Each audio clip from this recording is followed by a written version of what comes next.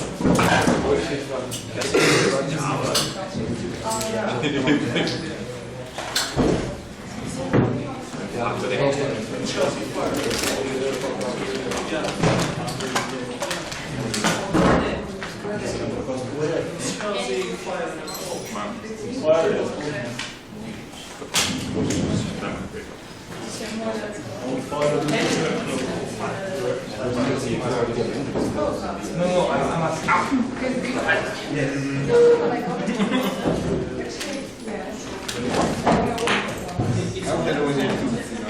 so good morning.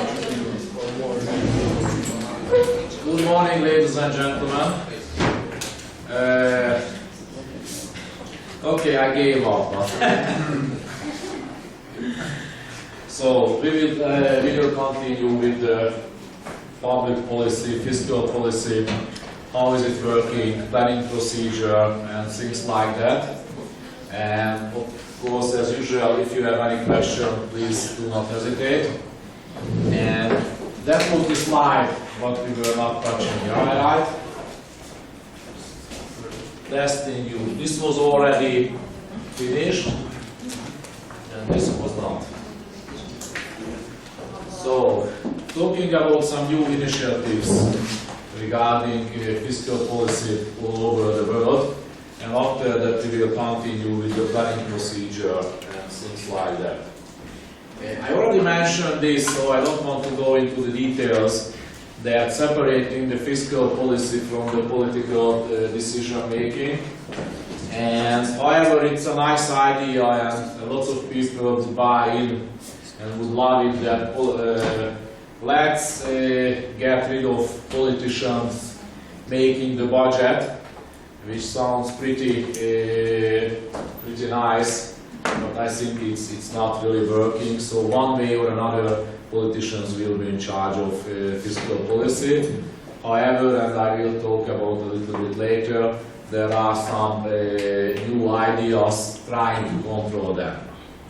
Further on, regarding EU, because we can see more and more an economic union, we can see a harmonized monetary policy in case of the Eurozone, a common money in Europe, in a large part of the European Union. And many people believe that if it remains the case, and it's probably it will, in that case fiscal policy should be centralized in Europe as well. And probably next week, or I don't know, probably next week we will have the very last meeting. I will talk about a little bit the latest initiatives and latest developments in the EU, how they are trying to centralize and cooperate on fiscal policy field. Establishing a fiscal watchdog, this is actually the way how they would like to reduce the politicians' opportunity to ruin fiscal policy. Sometimes it's called fiscal council, or there are some other names. And of course the big question mark that are they only teaching the market, the people, the voters, the taxpayers, that what the fiscal policy is doing, so how they should react on that. So this is one extreme, and the other one, and I already mentioned it last week, when they can really block fiscal decision making in one way or another. So for example, they can refuse the approval of the budget, they can somehow block it and send it back for further considerations. So there are a number of other alternatives. Actually, I don't think that at the end of the day, a fiscal council should actually have a veto power on the budget, because I'm sure that if politicians want to kill a country, they will do it, whatever rules we are setting up. So I don't believe that it's really working. Government debt rules. That's another way of trying to limit the spending appetite of politicians. And that's one of the reasons why in the US we have seen in the last 2 years this so-called fiscal cliff situation, because there is a limit on the spending on the government debt actually in the US. And it's quite strange that sometimes in the US legal system they have very strict rules what is not really known in Europe. So for example, when they don't have a budget, they cannot pay some expenditures. When they reach the government debt ceiling, they cannot raise more money from the market, they cannot issue more government bonds, which means that pretty soon the US government would be in bankrupt and they would have a liquidity problem. So they are quite formal regarding some rules. There are other ones that, for example, real effective government debt to GDP or nominal targets regarding government debt. So there are a number of alternatives. That the main story that the long-term sustainability of a fiscal policy is usually depending on the indebtedness of the country. So if the debt is too high, it's probably creating a situation that the fiscal policy is not sustainable. So based on that logic, the rules are not focusing on deficit level, like for example in the Maastricht criteria, but they are focusing more on the government debt to GDP ratio. Which means that, for example, if the GDP is growing quite rapidly, 3, 4, 5%, this is not really the case in Europe right now. In that case, you can get higher deficit, you can get higher government debt, because it's still sustainable. But if you have a recession, if you have a stagnation, in that case, you should have lower government deficit, and via that, government debt is not increasing. So, what is the consequence of such a kind of rule? Do you have someone who would like to have some idea for me? I lost someone in the very last row. Do you have any idea what would be the problem with having the government debt to GDP rule regarding macroeconomic policy? GDP over the years can be different, and what's planned, for example, for next year GDP, it could actually be that the actual case the GDP is lower than expected, and the debt to GDP ratio is actually a fake instrument of measuring it, because all of a sudden it jumps. One, I think it's a very good point. So first of all, very difficult to calculate. And what is the adjustment? It's raising the question of adjustments. If the GDP is much lower, or let's say government that is much higher than expected. For example, if I have 50% of the Hungarian government debt denominated in foreign exchange. In that case, if the forint is depreciating, without doing any single extra deficit, government debt could go up, let's say, by 10%. It could easily happen. So what is the adjustment method? This is one. What is the other? In contrast to a spending rule, this is not preventing pro-cyclical policies. Exactly. That's the point what I wanted to make the first time. So if you have a government debt to GDP rule, it means that when you have a high GDP growth, when you may be fueling already too much the economy, it left the government spending more, running a higher fiscal deficit. So it's pro-cyclical. But when you have a recession and you have to reduce, let's say, government debt, just keeping the ratio, it means that you need to have higher fiscal surplus to keep the ratio. Is it clear to everybody? How is that working? So that's quite strange that it looks very nice that, okay, we are keeping a government debt to GDP ratio, so keeping aside a kind of long-term sustainability of the fiscal policy, but when you have very high GDP growth, which is usually recently not the case, But when you have a recession, in that case it's really procyclical and might create lots of problems. We should not ignore that we can modify this kind of rule by either we can just cyclically adjust it, or for instance use the potential GDP instead of the actual GDP to prevent these problems. Exactly, but the question in that case that, okay, we have a rule, we have a problem, we are changing the rule. But if we are changing the rule all the time because circumstances are changing, in that case, how seriously the different players are taking the rule. So that's a big trap of the whole story, that of course we shouldn't be really stupid. So when economic circumstances are changes, in that case we might or we have to change the rule, but in that case if we are changing the game of the rule every year, every 2 years, in that case what's the messages for the market, what's the messages for the taxpayers, and most important, what's the message for the politicians.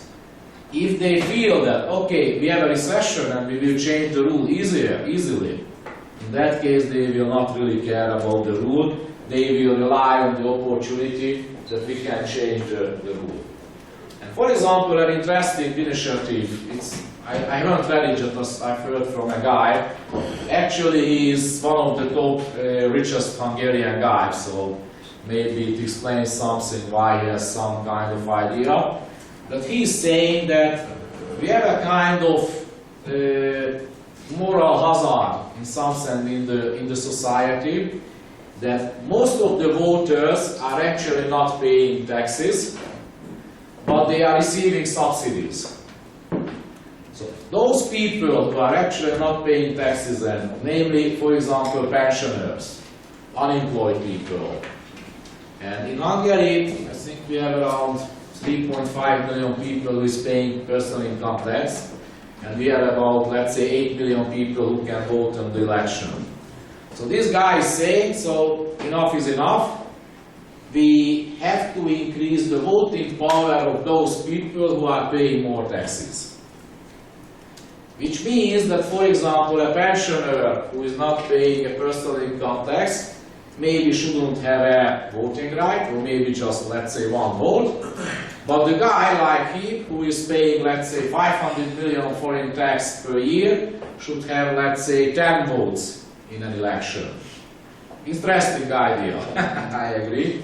Because he's saying that those people who are voting on subsidies because they don't pay taxes but receiving the subsidies from the state, they are not really interested of a sustainable fiscal policy on the long run. But those people who are paying the bill, who are paying the large amount of taxes, they should have really high voting power during the elections. We might say that this is a very nice idea. I'm actually usually open to creative and new ideas, but I don't think that in any normal democracy you can change the rule that one person is one vote.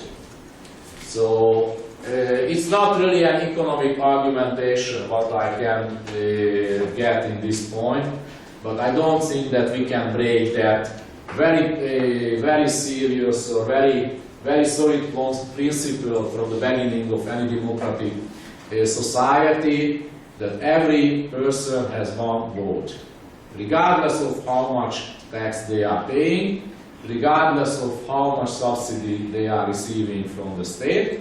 However, I think this guy has a point that there is a problem that a lot of voters actually interested more of getting more and more subsidy instead of paying less taxes.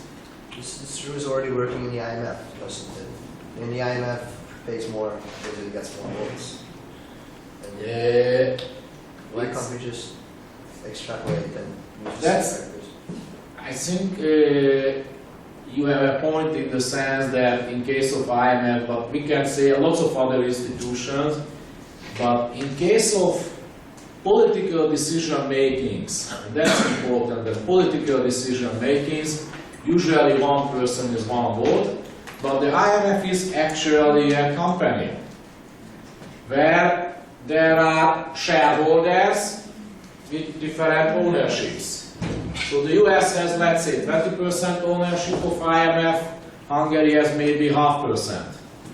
So in that case, if I'm investing the money into a company, I want to get the votes in line with the ownership percentage. There are always differences and there are preferred shares and all kinds of stuff in corporate governance.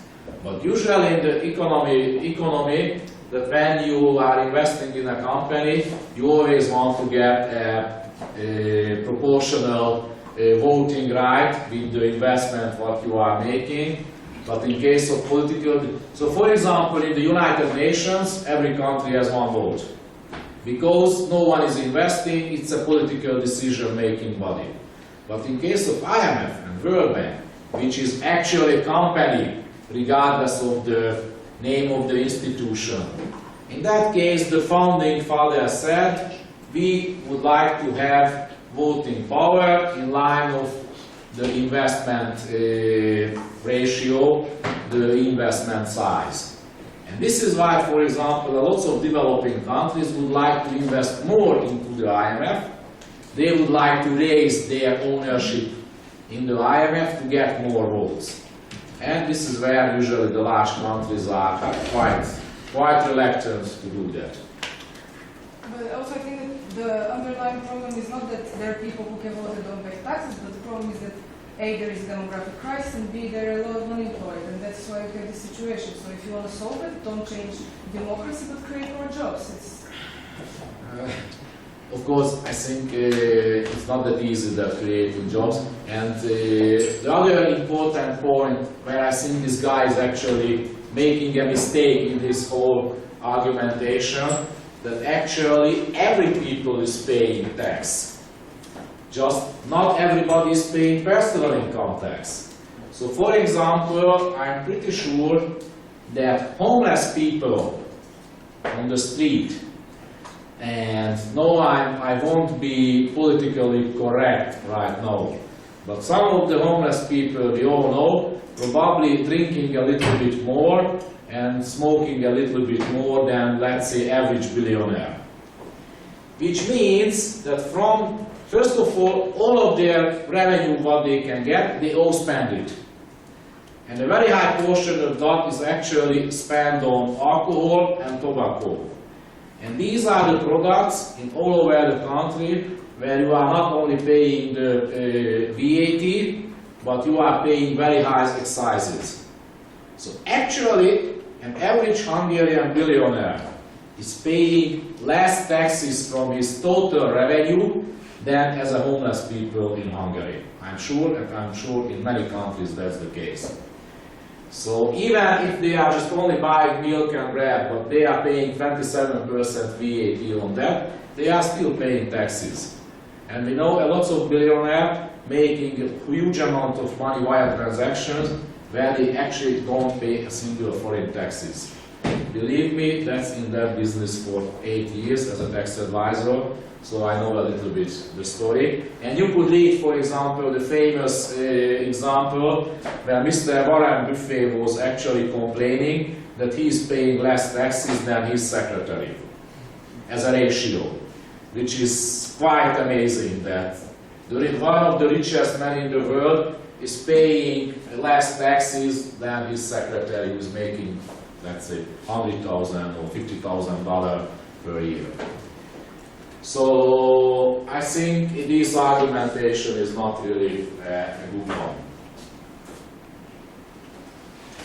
Regarding the fiscal decision making, there are some further aspects which would be interesting to talk about. I already mentioned probably many times that fiscal policy is about the decision making, and it's very much relying on the political decision making. So how the political system is working, it's very much dependent on the election system. So, for example, it's clear that in those countries where, let's say, individual constituencies are sending the people to the parliament, so actually most or all of the MPs coming from one individual constituency, in those countries, for example, in case of fiscal policy, parliamentary MPs, they are trying to get more and more money to their individual constituencies. So if someone is coming from Nyíregyháza, they would like to get more money to Nyíregyháza, to build roads around Nyíregyháza. If someone is coming from, let's say, from the 5th district, they would like to get maybe more money for subway building, subway construction in Budapest. The other extreme, where for example party lists are competing during the elections, in those cases usually individual constituencies trying to get more money is less important and less common. Other big issue is with fiscal policy and with the political system. What is the consequence of the failure of a politician? How much they are afraid of losing the power? Because if a politician doesn't want to lose, of course, there is no politician on earth who would like to lose his position. That's for sure. But how much they are afraid of losing their position, it's very much deciding their behavior in many political aspects, but in case of fiscal policy as well. So in some countries, losing political power might mean that maybe they have to go to jail. We know some example even in Europe recently.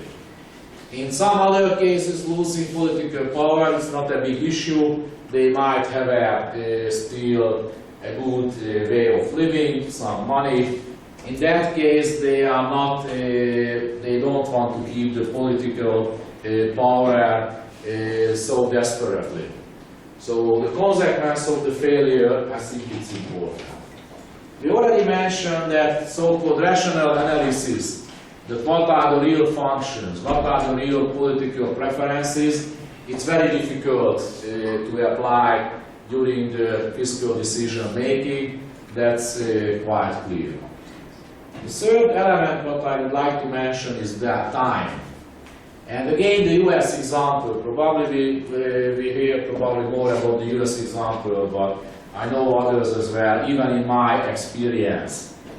Time and deadline has an important role making fiscal policy. Just let's have an example of the Hungarian fiscal decision making this year. You are living in Budapest, so it might be good to recall it. Maybe you remember in May, the government announced that we will be the first on earth and we will be the very first one in Europe or in all over the world making a budget in June, and this will actually create a predictability, stability regarding fiscal policy. IMF, EU will love it because the Hungarian Republic will have a budget already in June. And clever spokesmen, politicians, ministers, even the Prime Minister was explaining that why is it so important to have a budget in June in Hungary. I don't know how much do you know, Hungary still doesn't have a budget, and we are already on the 21st of November today. Because the final deadline making a budget in Hungary, it's actually 31st of December, but usually middle of December is the time when really the country needs a budget. So what happened? Because there was not a serious deadline. However, they created a deadline for themselves, but there were lots of uncertainties regarding, for example, IMF agreement. There was a lot of uncertainty how to deal with the local government restructuring, that the government is taking over the public education and health from the local governments. And there are many, many other uncertainties. regarding that, for example, is the EU is giving a waiver to the excess deficit procedure to Hungary. So what's happened? They submitted the budget in June, they started the discussions and the negotiations, and they stopped for 2 months during the summer, they restarted again, and they are still discussing and discussing and negotiating, and I'm sure that probably we will have the budget when it's absolutely necessary.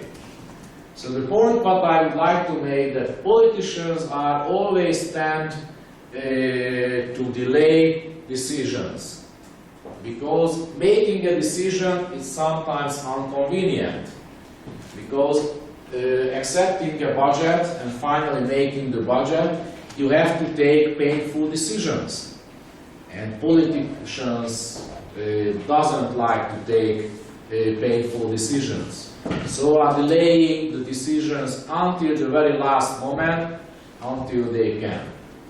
The story of this fiscal cliff in the US, they are trying to set up all kinds of procedural rules to somehow force themselves to make the decision. They hate it. The Democrats, the Republicans, the President, they somehow would like to blame the other side to take the real painful decision. So they are delaying. But because they have this very formal rule of on government debt, that's why they somehow forced to make a decision sooner or later. So what's the story right now? That if they don't take the decisions, they agreed on procedures that what expenditures will be cut in the US and what taxes will be raised. And all analysis and all investment banks and IMF and all serious institutions says that if the current rules remain, it will create a serious recession in the US and probably all over the world. So all politicians lesson that they have to make a decision, but they are still delaying because of political reasons. So deadline has a very important role in political decision making and very much in fiscal law. Transparency. It's a very big question mark. Do we want to have a full transparency in case of the budget, or we would like to do everything behind the scene? Do you have any idea that what is a better situation? For example, you any idea which one is a better one? You mean to have some decision-making process? Regarding the transparency or behind-the-scene approach is better for fiscal decision-making. I guess everybody would say that, like, the more transparent, the better, I guess. On the other hand, if you make it so transparent, everyone is going to get involved and voice his opinion, so it's going to make the decision-making process even slower. So somehow a balance should be struck, but I have no idea how. Absolutely. That's the sentence what I can say to all of you as well, that a balance somehow should be set or reached, but how it's very difficult. So I don't know, are you aware of the fact that probably the origin of the origin of democracy, United Kingdom, Great Britain, so that's the country what we really prefer to as a democratic country. In the United Kingdom, the Chancellor of Exchequer, who is actually the finance minister, has a famous budget speech every year, somewhere in March, because they have a different budget year, not the calendar one. And actually, until the Chancellor of Exchequer is not starting his speech, until that, the whole administration cannot leak, cannot tell any information about next year's budget to the public, to the media. It's completely forbidden. And usually, 9 times from 10 years, they can keep it. And it's a big scandal if something is leaking out from the ministries how they are planning the next year budget.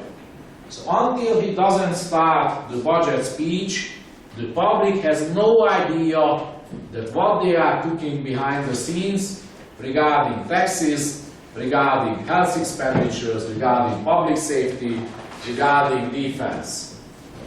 And UK is a democratic country, so they are very much against transparency. It might work. There are other countries. In Hungary, in the last 20 years, we had situations where actually ministers and ministries were always using the public as a supporting factor during the fiscal decision making. So transparency has, of course, I think, a very big advantage that we know that what is really going on. And I think the whole budget procedure is about lots of interest and lots of issues in the economy, in the society. But if the decision making is completely untransparent, it might happen that an important issue is not getting on the table, so it will not get money, it won't be solved, and it might create serious problems. So I believe that transparency is partly important to get all the ideas, all the issues on the table, and we can make the budget.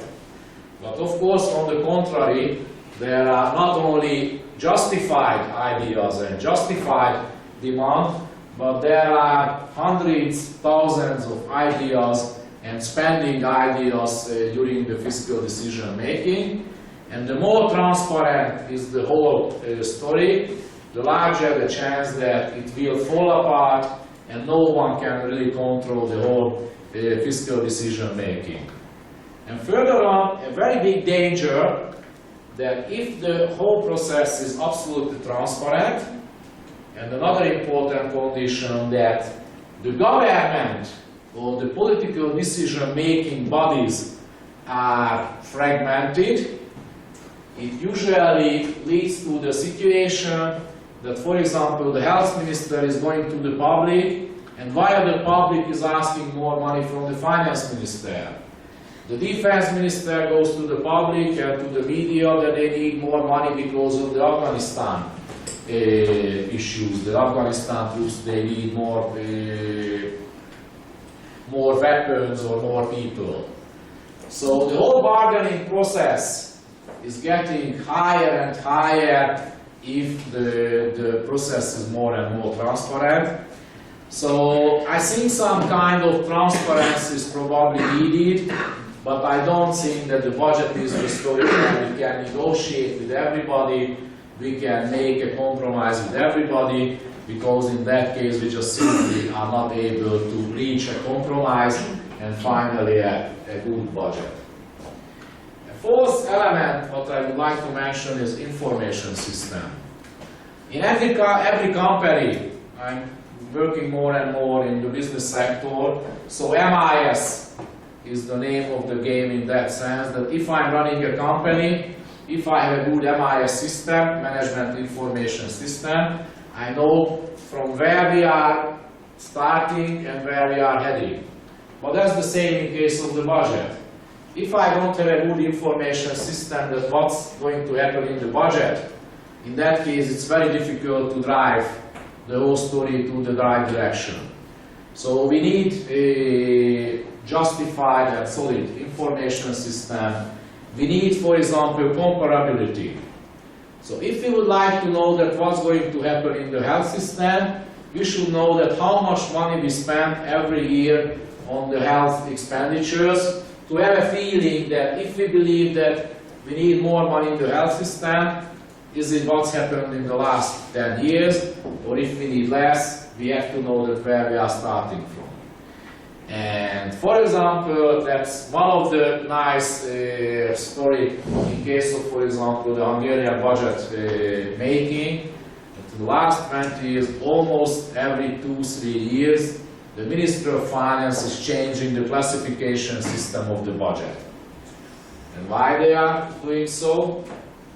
I may be cynical, but one of the main reasons for that they would like to avoid to have comparability of the budget.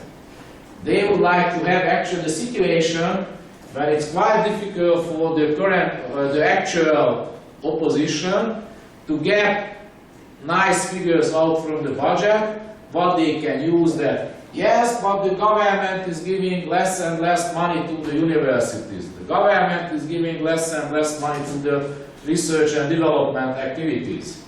But if they are changing the structure all the time, and it's very difficult to compare one year to the other, it's more difficult to use the budget as a political tool for the political argumentation. So that's quite a difficult one. And I just mentioned here the Greek example. It turned out, 2, 3, 4 years later, that for example the Greeks were completely lying about their public finances. They were lying about their government debt, they were lying about their fiscal deficit, but based on the false information, they could meet the Maastricht criteria, they could enter the Eurozone, and after that it turned out they were lying, they were deliberately lying, but what can you do? Can you say that, okay, you were lying, so get rid of euro, give back all the euro banknotes to ECB, and do whatever you want, introduce the Greek drachma? Of course, it's not working like that. They might lose euro actually because of lots of other problems, not because of lying. There are other examples. We know that, for example, the French government was making a very nice trick. They were taking over some big pension fund of big state companies, I think the France Telecom or things like that, to actually meet the Maastricht criteria. So not only the Greeks were lying. One of the reasons why, for example, the UK government is a big fan of PPP projects. And for example, the Hungarian government was a big fan of PPP projects in 94, 95, after I left the Ministry of Finance. Because via PPP projects, you can actually reduce the government deficit on the short run. You can initiate large investments, but not showing up in the budget as an expenditure. So the UK government, okay, PPP projects might have advantages. They might have more efficient operations. Actually, in Hungary, it was never the case. Never ever you can show me a large single PPP project which was efficient and it was actually not more expensive than any other way of doing that project. But in the UK, you might suppose that they might have really efficient operations. In case of, for example, hospitals, in case of, for example, universities, or in case of even prisons. That was a big invention, for example. Now you can run a privately built and operated prison. No problem with that. But one of the most important arguments, which were not so much emphasized during the decision making, that via PPP projects you can reduce the short-term deficit. Of course, in the long run, it doesn't make any difference. The deficit will be the same. So, how do you measure the real fiscal situation? You need good information system, which is quite difficult when you take that in Hungary we have 3,200 local governments, we have around 1,000 so-called budgetary institutions like universities, like hospitals, like ministries, like tax administration and things like that. And you have so many people who is paying taxes, so many people who is receiving subsidies, pensions, whatsoever. So it's really a big, complicated system. So not easy to set up a reliable, good information system. Further on, a little bit about the operation and the risk of fiscal decision making, and I call it the so-called eternal temptation. So politicians would like to keep their power. That's for sure. We already talked about it. And one of the way of doing that, so-called buying votes. And I don't want to say as a criminal approach that they are buying one by one the votes of the people, because it's usually very expensive, and usually parties has no money for that.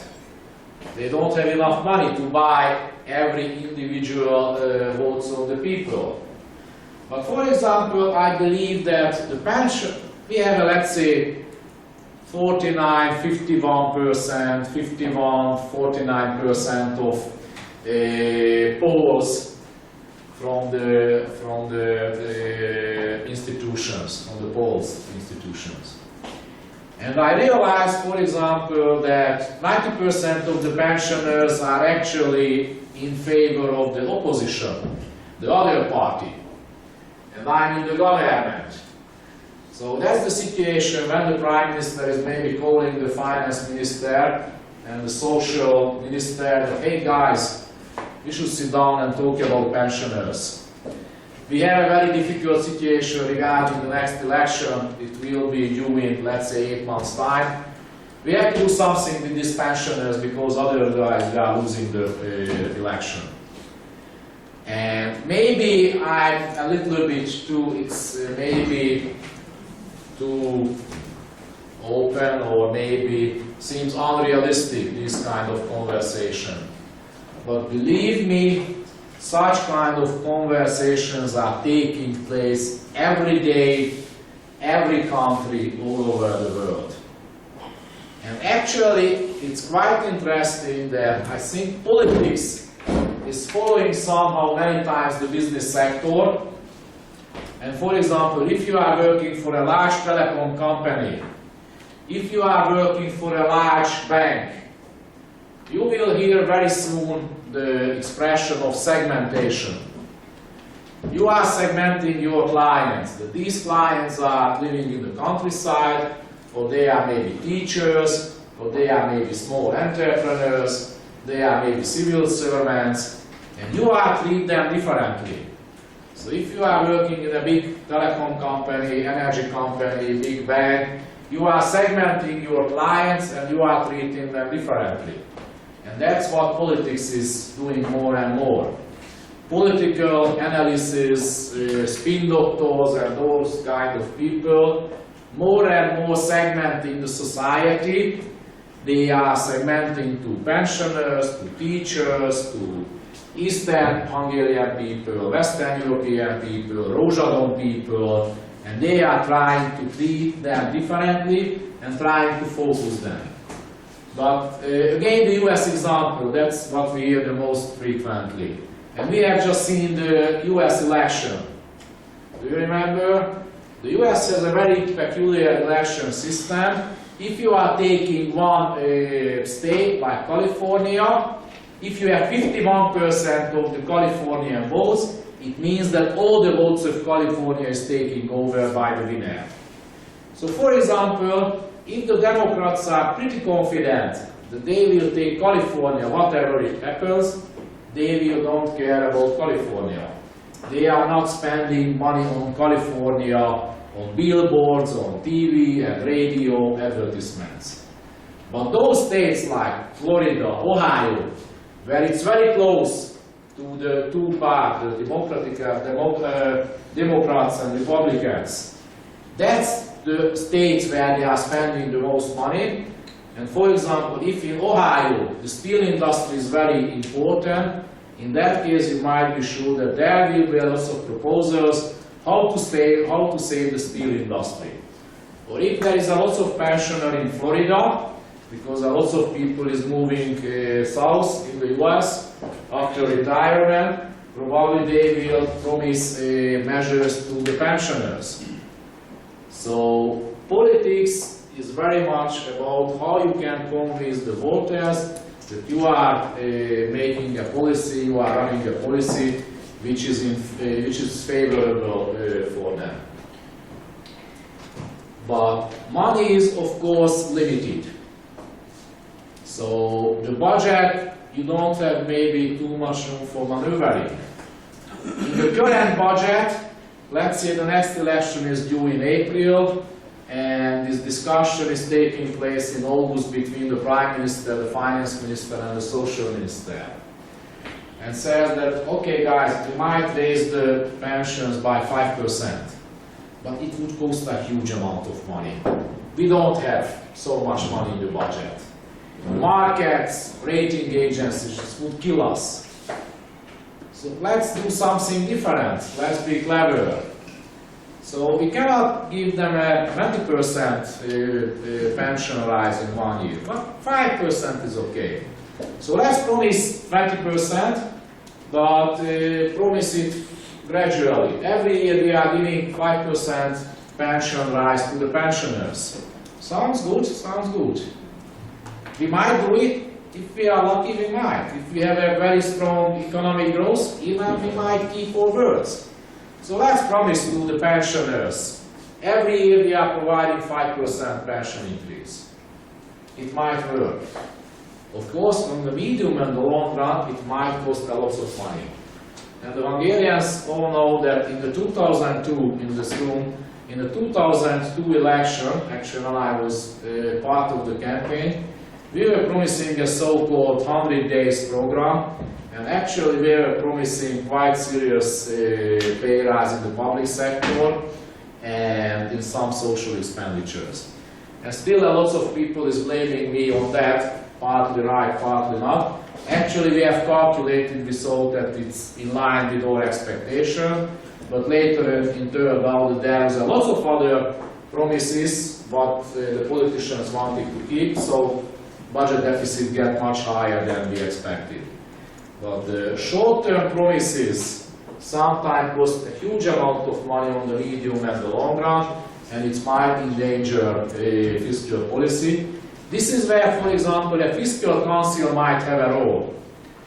Because if the politicians are promising, let's say, a huge amount of pension increase, a good and reliable fiscal council might say to the voters, to the taxpayers, to the market, that this is not sustainable, this is not going to happen. What the politicians promised, because they might increase the pensions by 20%, but because of all the other aspects, probably inflation is going to pick up. There won't be any real gain of the pensioners, but there will be a lot of loss for the society. Regarding the politicians, another important part of that whole story, that if you are providing something to any social group, or you can easily approach them, you can easily identify. I'm going to raise the salary of the teachers. So I can give them a message that, hey guys, I'm with you, please vote on me. I want to raise the salaries of the soldiers, so probably all the soldiers and maybe their families might vote on the government or on the opposition. So winners are usually easily identifiable, and you can target them, and you might believe that they will vote on you or not. Sometimes it works, sometimes not. But very difficult to identify who is going to lose. So for example, the government is promising that, let's say, we will raise the pensions by 20%, we will raise all the public sector salaries by 20%. They might do it. They might implement that promise. What's going to happen, do you think, for example, in the public sector? Poor tax advisor, what will say my people to me? Hey, Csaba, my wife is a teacher. She got 20% pay rise, and I haven't got anything. Still workers. So in the business sector, if everybody else is getting a high pay rise, there will be a very large demand on further pay rise, and it will be very difficult to limit that. So such a kind of policy might lead to a situation that everybody's salary will be increased by 20% on average. What's going to be the consequence? Everybody should say loudly. Loudly, I want to hear it from everybody. You know it. Inflation. And who is the winner of inflation and who is the loser of inflation? So the government wanted to maybe help the poor people. But I can assure you, never ever you can find a case when a high inflation was actually really hurting the rich people.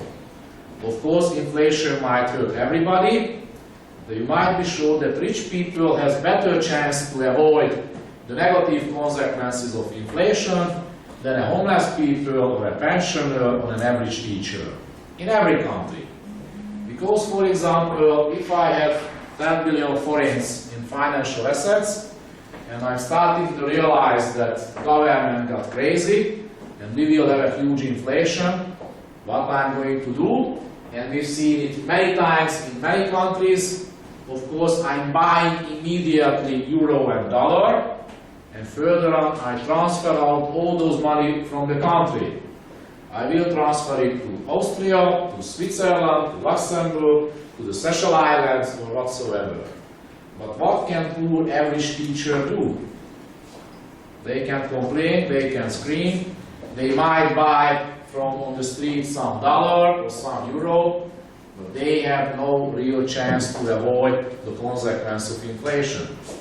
So back to the point, the winners easily you can identify who are winning with some decisions, but many times very difficult to identify and find those social groups who are paying the bill, who are actually losing. And it's very difficult to organize those people to vote against those measures, because it's very difficult to identify who is really the real loser. And the last message is that many times on the short run, taxpayers, voters could be misled. So if they are saying that we can't increase salaries, people would like to buy it, they would like to believe that it's possible. And on the short run it might work. But of course, in a country where twice, 3 times, 4 times, the government was already cheating with the society, it's more difficult. But first time, second times, it might happen that they might mislead the voters and the taxpayers. So this temptation to spend more, to promise more, to get more votes, it might lead to the so-called fiscal altruism. It's quite commonly used, this expression in Hungary. I think it's created, partly used by George Kopisch in Hungary first time. I have a question. Doesn't then this entire slide kind of conflict the position of transparency? I mean, if you introduce transparency, you can streamline the entire budget. You can make your budget accessible to third-party organizations who can basically pinpoint the majority of these points. So isn't this slide basically all the arguments listing why you should in fact do as much transparency as possible? Back to transparency, and I think I missed the point, and I think you are partly pointing on that. When I was talking about transparency, I was very much referring to the decision making. But it's very difficult, but for example, I think it clearly should be a principle that, for example, when we agree that between 2 ministers that what we are doing with the health expenditure, it should be immediately transparent. And you are absolutely right. The more transparent the budget, what are the real consequences? What are the real macroeconomic consequences of the budget?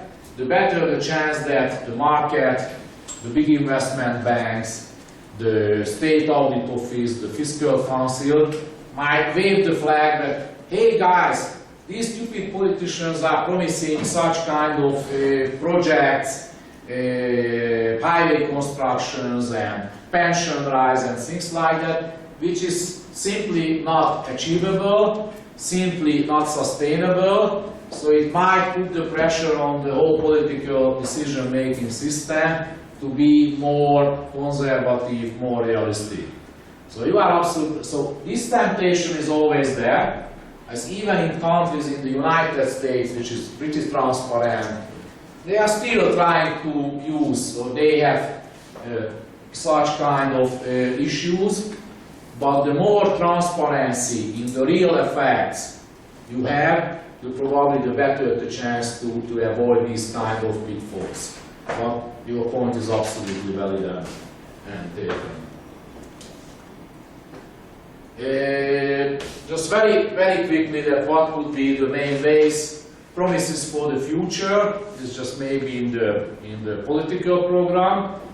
Further on, which is more, let's say, more dangerous, taking even legal commitments or putting into laws, for example, changes. We have seen, and right now in Hungary, 50% is enough to vote on any tax laws. And in the last 8 years, we could see many promises by politicians, even carved in stone into the law. So for example, in 2005, the government actually reduced the social security contribution for 2006, 7, 8. But it was clear that it's not sustainable. So 6 months later, after winning the election, and everybody knew it, it was in the law, so it was very transparent. 6 months later, after the winning the election, the government withdraw all his promises and further on raised a lot of other taxes. The governor of the central bank, who was already Mr. Shimor, said, wherever the government saw a tax, they raised it. And I think telling that by a central bank governor is quite tough. Or for example, you start a big highway construction project. You spend on that already 10 billion forints. Is it really realistic that after that the next 100 billion forint, which is needed to finish that project, it will not spend? Usually if a project has been started, it's usually going to be finished. So even if we are starting a big project with 100 billion forint, at the end of the day we will pay the 10, 20, 30, I don't know how many billions of forints. There are of course always exceptions all over the world. In the developing countries you might see many big investments just stop in one level and never finished and wasted a lot of money. But that's very dangerous. Manipulations, I already mentioned examples. We have seen that in Hungary, we have seen it in Greece, we have seen it in France, and we have seen it in many other countries, that they are trying to manipulate the figures. So the message is, it's very difficult to avoid that kind of temptation, but I agree that with good institutions, with good political culture, with transparent institutions, the better the chance to actually to reduce this risk. Some words about fiscal decision makings. Probably I already mentioned that politicians love to make Pareto optimal decisions in the budget. Why? Because Pareto optimal decisions has the beauty that they are not hurting anybody, but there are minimum one person, one institutions who can get into a better situation. So politicians always would like to avoid hurting any voters, institutions, whoever has any political influence. But, so that's in normal situation, it's quite common. but politicians are taking usually tough decisions in crisis times. So it's quite interesting that reading the Spanish example, the Greek example, the Irish, the Portuguese, the Hungarian, and many, many other countries, when it's clear that when they are cutting expenditures, sometimes it really hurts. So sometimes it's really getting people into a very difficult situation. But sometimes it's so obvious that how on earth in a country they could afford to pay, let's say, 14 months pension? Or for example, let people retire at the age of 45. And after that paying 30, 40 years from the budget or from the public finances to pension to those people who are actually completely healthy, they have probably a second or a third job. But still, politicians are trying to avoid to take those decisions until the crisis is not coming. So in fiscal decision making, crisis is very much the time when the difficult decisions are taken, when usually fiscal austerity is implemented. So you can find very rarely cases that economy is growing by 5%, everything is going very well, and the finance minister is coming that I thinking that there could be some difficult times down the road, so now I want to cut expenditures by 5%. He will be not successful. Second point, and it's again my experience in Hungary, but I've seen similarly that changing institutions, it's much more difficult than changing, reforming transfers. It might look strange. First of all, changing or reforming the health system with all the institutions, you need a very thorough plan. You need to know how to change the different institutions.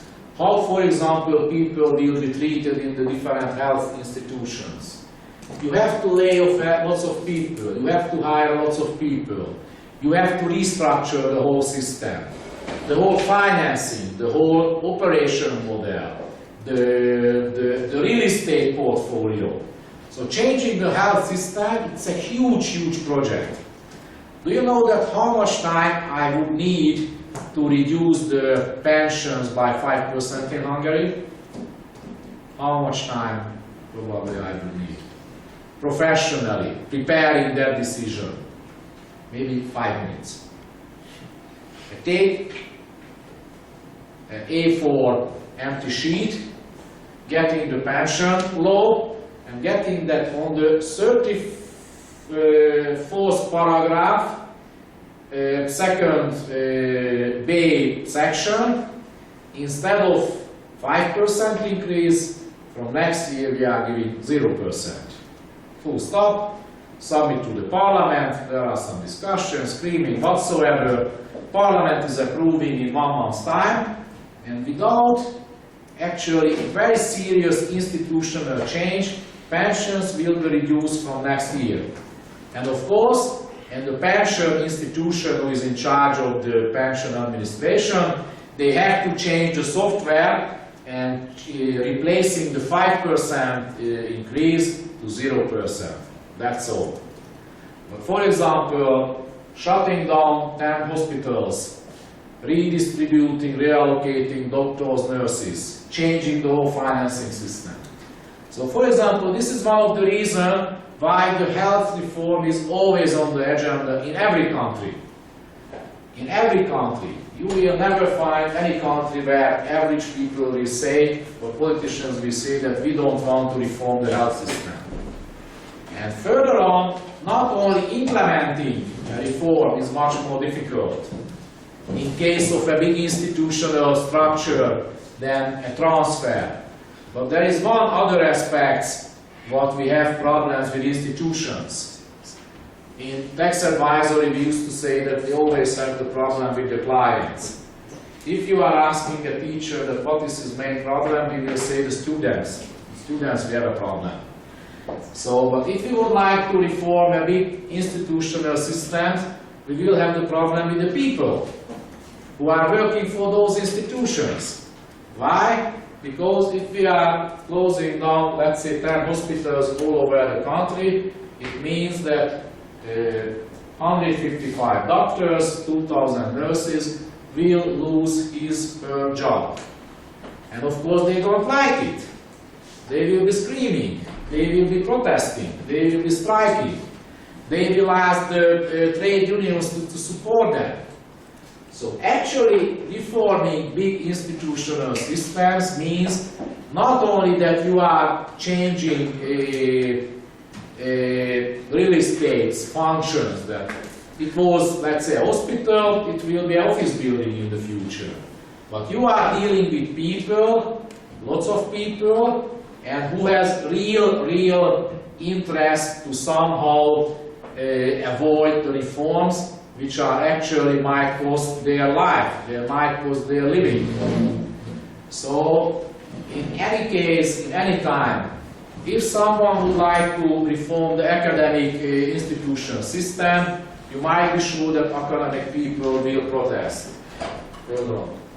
So, this is the reason that much easier to implement and much easier to organize, much more difficult to organize the losers when you are curbing, when you are cutting the expenditure in case of the big transfers. So, for example, it's quite strange because pensioners, they are a huge part of the society, but sometimes easier to cut the pensions. Family allowances, sometimes easier to cut the family allowances than, for example, close down hospital. And the most important, and it maybe sounds cynical, but Hungary is quite a small country. And most of the good health institutions, of course, located in Budapest.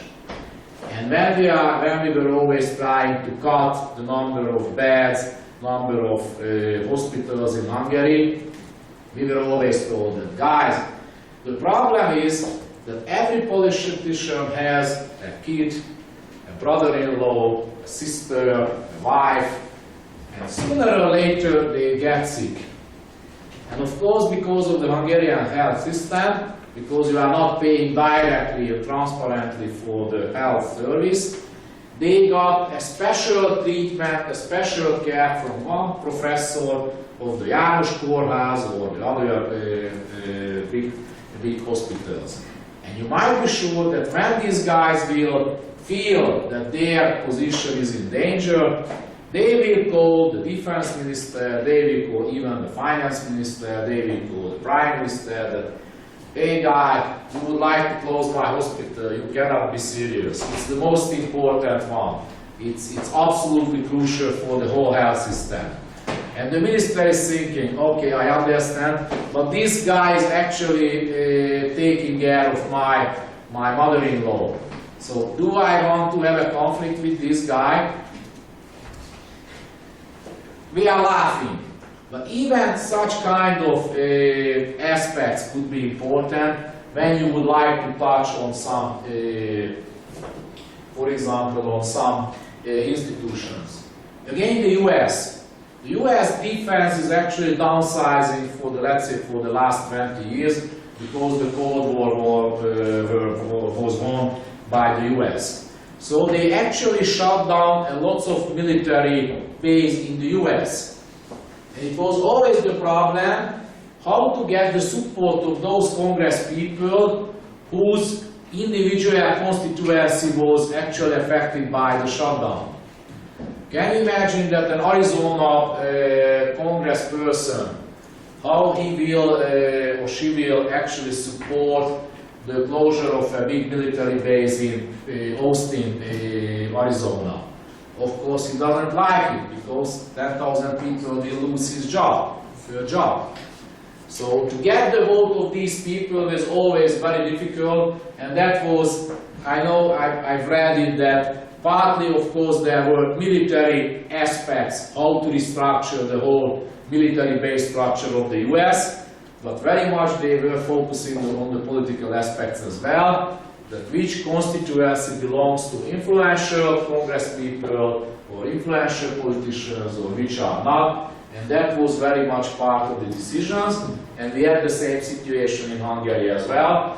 And for example, just the very last example, hospitals are centralized right now in Hungary, and what a surprise, in southern, eastern Hungary, 3 or 4 hospitals is actually centralized under one hospital, and Hungarians will probably laugh and understand my point. What a surprise, if those hospitals will be under the Hódmezővásárhely Hospital. You should know that the previous mayor and the main politician in Hódmezővásárhely is probably the second, third most important guy in the Hungarian government right now, Mr. Lázár. And what a surprise, his hospital has survived, and they will actually decide how much expenditure cut will be in the other hospitals, probably Bakó, Gyula, or whatsoever. Third, I already mentioned that it's very much part of the game. When there is a problem in the society, there is a problem in the economy, and politicians feel, civil servants feel that there is a problem which should be solved. Many times the solution is devote some money to that from the budget, it probably will solve the problem. And I made the point at the beginning that no government function, or very hardly government function, is actually achievable without money. But it's not right to the contrary, immediately or automatically. So if we spend money on something, it doesn't mean that the problem is solved. Without money, probably we have no chance to solve the problem. But if we are allocating money on some issue, it doesn't mean that it's automatically solved. But many times politicians and bureaucrats tend to believe that it's enough to spend some money on something. We might communicate that we are spending 155 billion forints on something, but it doesn't mean that the issue is solved as well. It's a different story. And finally, rent seeking, probably you've heard and you've read about, which is quite a common phenomenon of the whole budget procedure as well. It's very much related to the previous arguments already. So all the lobbies, all the interested parties trying to somehow influence the decision makers and to improve their positions.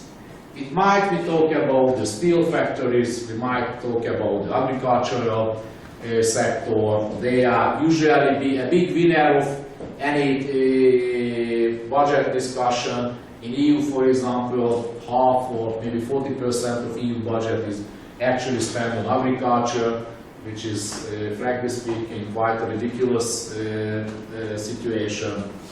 And so on and so on. And we can take many examples in this respect.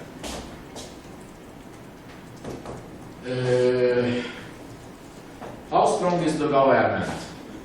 Actually, you can find articles which are trying to analyze, not easy, but somehow there are some academic people who already done that.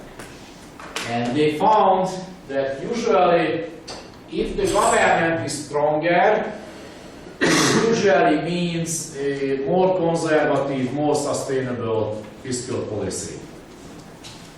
It might sound strange, but just you can imagine, if you have a government and you have a 5-party coalition, it's much more difficult to keep these people under control and keeping the fiscal policy under control. If we have an agricultural party which might actually block the budget and block and kill the government. There is a teachers' party. In that case, the teachers should be treated very well. There is a, let's say, national party, like in Romania there is a Hungarian party which is actually representing the Hungarian minorities. So the more complicated the government structure, the more interest is actually somehow representing, the more difficult finally to get a solid and sustainable budget. It doesn't mean that there is a 100% relationship between a strong government and a solid, sustainable fiscal policy, but there are some relationship between the two. But of course, we can always find examples, and it's changing over time. Fiscal alcoholism, I've already talked about a little bit, and fiscal illusion, I think it's another one, that usually people are actually judging or measuring their tax payments higher than it is, and they are tending to rate down or measuring down or qualifying the expenditures what they are receiving.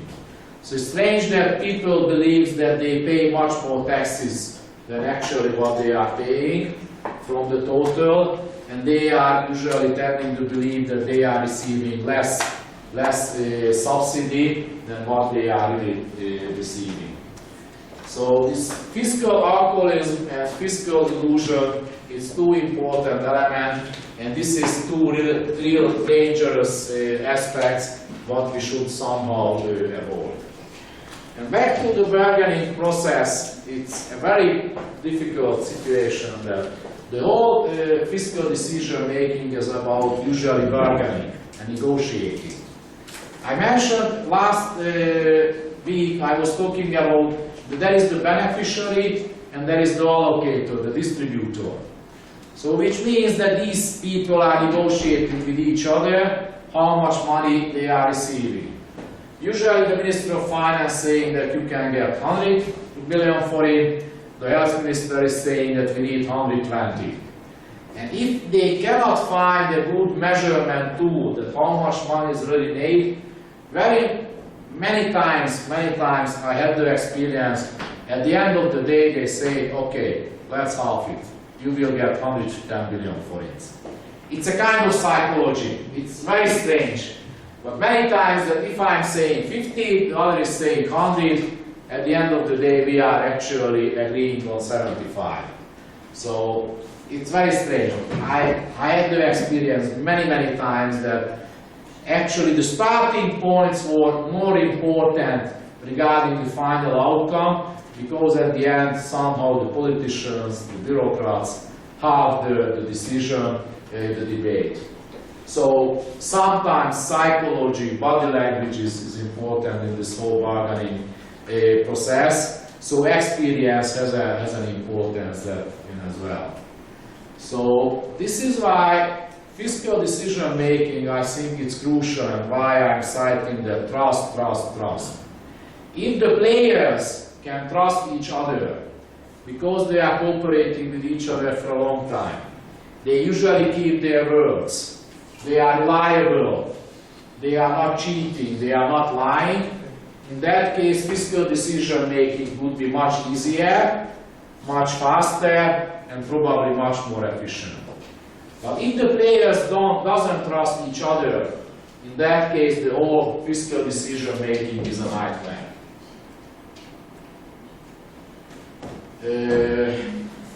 So all of this leads to the situation, to the big question that how tough is the budgetary constraint.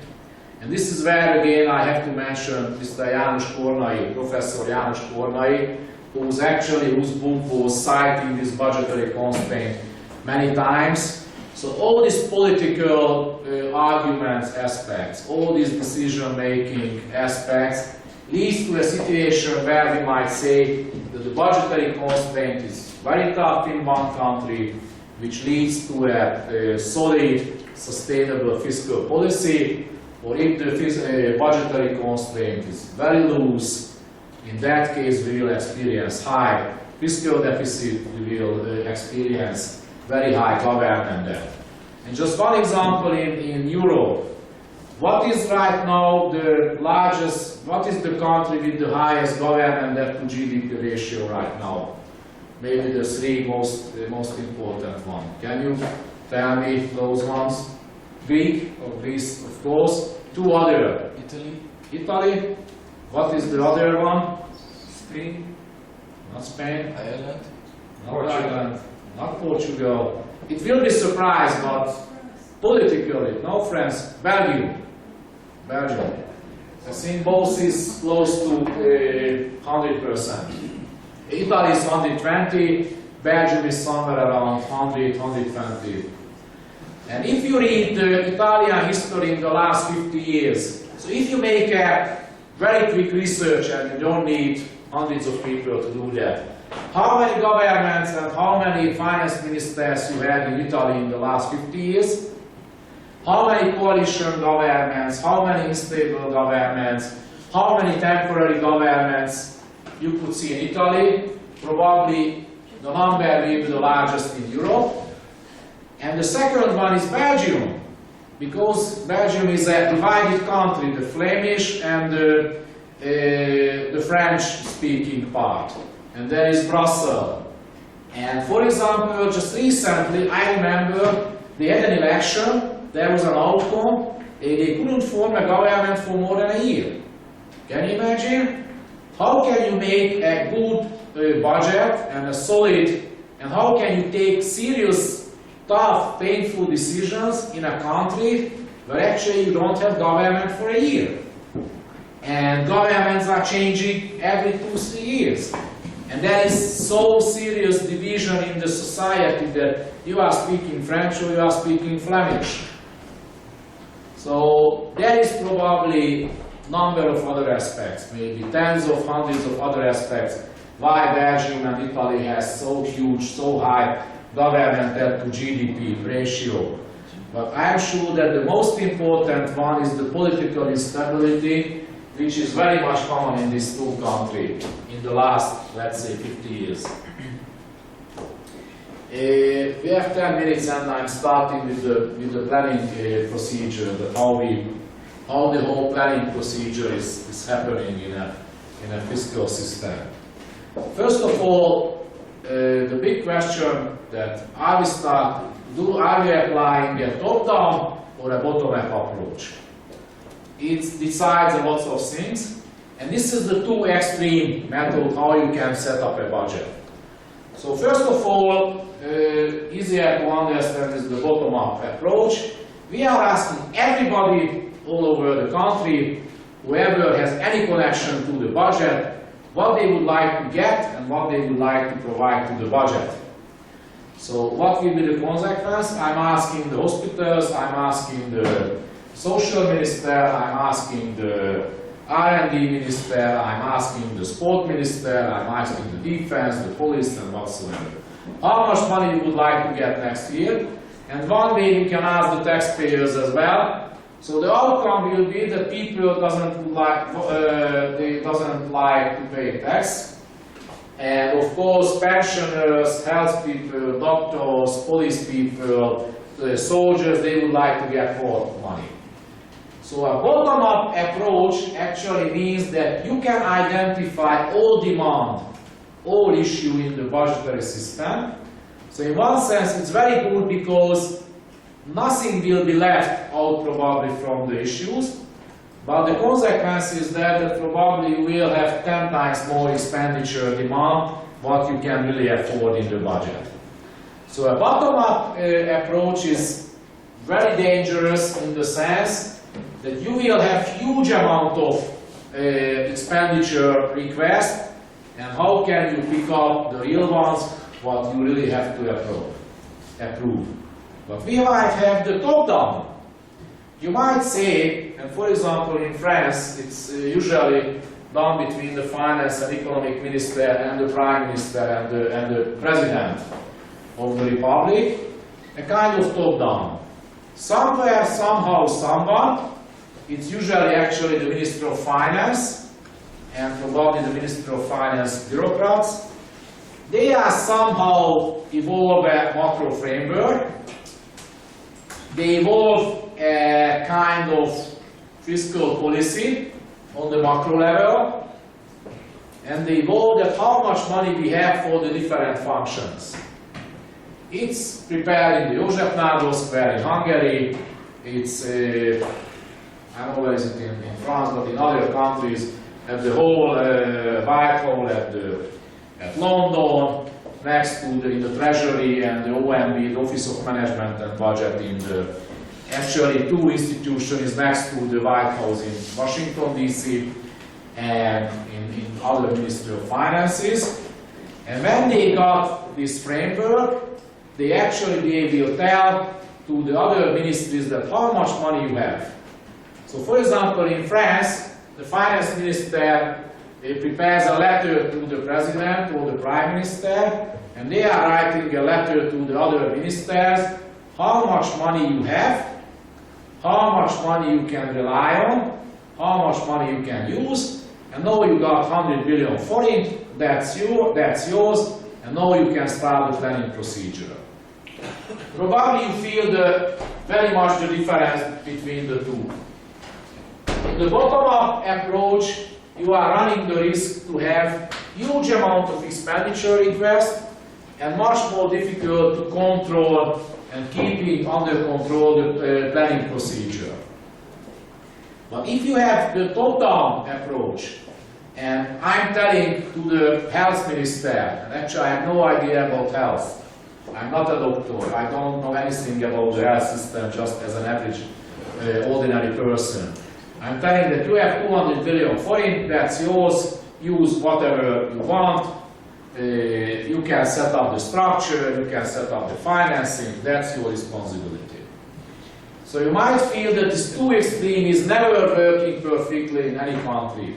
Because even in France, where the president is writing the letter to the ministers, it might happen that the defense minister is raising his hand, okay, Mr. President, thank you very much for your letter, I obey it, I don't want to question it, I don't want to challenge it, but we have a problem that last week we made a decision that we are sending, let's say, 10,000 soldiers to Afghanistan, supporting these bloody Americans again. We don't like it, but we have to do it, and 10,000 people in Afghanistan cost 2 billion euros. So we have to put it into the budget. No way that we already announced it, we have promised it to the Americans and to the public, so we have to spend that 2 billion euro and it's not in this budget. So the president and the finance minister might say, okay, you are right, we need another 2 billion euro for this Afghanistan operation. So usually that is between the two, but you might see that the fiscal planning system is closer to this one, to the bottom-up or to the top-down approach. And actually, the stronger is the budgetary constraint, usually they are using more the top-down approach. The stronger is the government, the stronger is the finance ministry function, usually they are more using the top-down approach. What are the main starting points of the planning procedure? There are different approaches. First of all, where the macroeconomic balances are crucial, where it's really an issue that how much is the deficit, because they are running an issue, for example, with the European Union, or they have an IMF program, or they are fighting with the rating agencies that they are downgrading a country or not. In that case, probably the deficit is the starting point. They said the deficit could be, let's say, 2% next year. And when they carve that in stone, that okay, 2% is the starting point, they are after that calculating that how much revenue we might expect, how much revenue we might rely on. And after that, it's a mathematical, quite easy calculation that if, let's say, we have minus 2% deficit, and let's say 40% of the revenue, what we can expect compared to the GDP, okay, that means that 42% of the GDP could be spent on expenditures. It's as simple that I just made it right now. But there could be approaches when, for example, the government would like to focus on competitiveness. And they believe that the main tool improving competitiveness is reducing the tax level. So they say that last year we had 40% of the GDP collected as a revenue, but because we would like to give a tax reduction to the people and to the business sector, so next year we would like to have only 35% of the GDP as a revenue. It's very drastic, it's not, real life it's not like that, not that fast. But if we have 35% revenue, next question, how much could be the deficit? Again, 2%. Okay, so we might have 35% revenue, 2% deficit, which means we can spend only 37% of the GDP on expenditures. So they calculated how much is the GDP, how much the 37% of that. That's the money what we can spend on next year, and that's what they are trying to allocate among the different ministries and among the different functions. And of course, a very important issue is that 1 year budget is only quite short term. So if you would like to have a long-term sustainable fiscal policy, you need to see the next year, the year after, so a mid-term, medium-term scenario should be planned. So any, I think, normal country where they have a good fiscal planning system, they usually have a rolling planning system for 3 years as a minimum. And in even some cases, in Hungary, I was actually putting into the Hungarian law, the draft itself, of course, I was not approving that. But for example, in the Hungarian budget, you can find a 50 years actually projections on Hungarian demographic situation.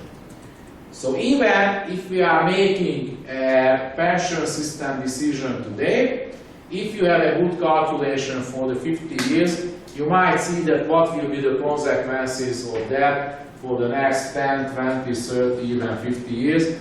And I remember I told you already that, for example, there are calculations that in 30, 40 years, the government debt to GDP will be 150%, even in Germany, because of the pension system issues, because of the demographic scenarios, what we are actually planning right now. So